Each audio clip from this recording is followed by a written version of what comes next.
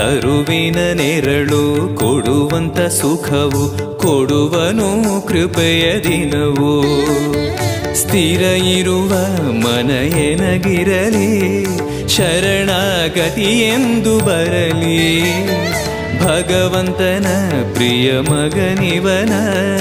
ಸಾರಿ ಬದುಕು ಇರಲಿ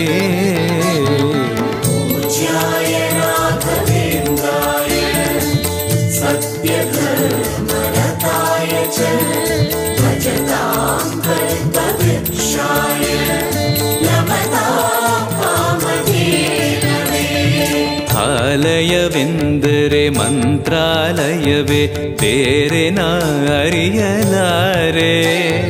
ರಾಜನು ಎಂದರೆ ಶ್ರೀ ಗುರುರಾಜನೇ ಮತ್ತು ನಾ ತಿಳಿಯಲಾರೆ